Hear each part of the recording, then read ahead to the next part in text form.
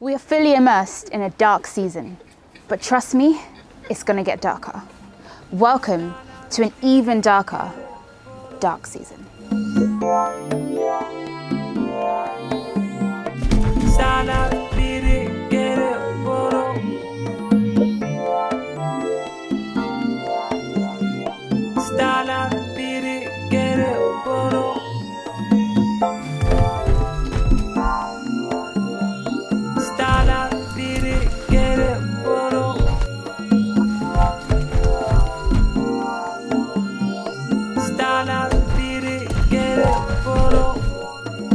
Now, these are some of my favorite moves because they're so simple. Sometimes we have a tendency to overcomplicate things for no reason, but simple is always best, especially if you find yourself alone on a dark street or even being followed. Now, I was never really comfortable with the term, or should I say the words, sexual assault, because for me, they're just too nice. Unfortunately, this hit me hard the other day when I was walking home. The sign referred to them as sexual assaults. So yes, what I'm about to show you is a dark technique, but sometimes you need to use dark techniques. It's just the way it goes. Okay, I need to get my gloves ready for this one.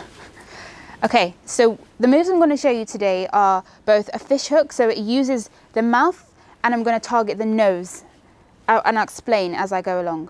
Okay, so the reason why this move is a good move is because it targets areas of the face and the body that are vulnerable areas. No one expects to be attacked in their nose or their mouth.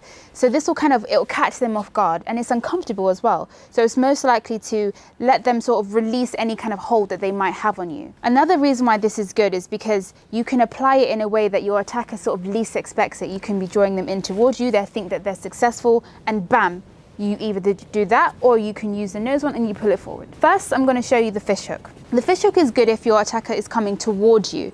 But what you want to make sure that you do is you want to make sure that you go in and you pull your attacker to the side.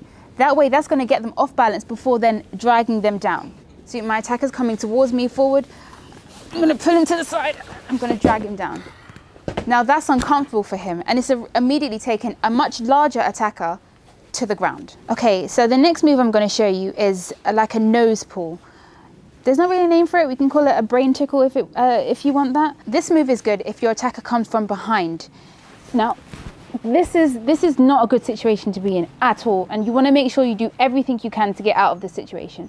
So what I would do is, at this point, I'm going to try and grab his nose, but it's not going to be as easy as that. As soon as I found his nostrils, I'm then going to pull forward with all my strength. And when I do this move, I want to make sure that I use both fingers, because using one, it might not be strong enough to pull them over your whole body. But just make sure that when you do it, you use all your strength and then run. And that's it. The important thing to remember is to not overcomplicate things. Keep it simple. Practicing complex and interesting moves in the dojo is not the same as defending yourself on the street. You need to make sure that whatever you do is simple and quick. You might not have time to mess around with moves that may or may not work.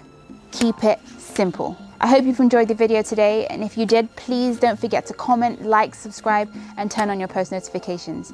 And let me just get rid of this. Starting bids at 100,000 if anyone's interested. So before we leave, I'd like to say if you do want to see any of these moves in detail, then feel free to head over to our online Aikidoflow tutorials known as the Master Series, where we show you all of our techniques in more detail. And also, we've got our merchandise, so feel free to buy our t-shirts, hoodies, and many more. And like we say, this isn't the Aikido way, but this is the new way.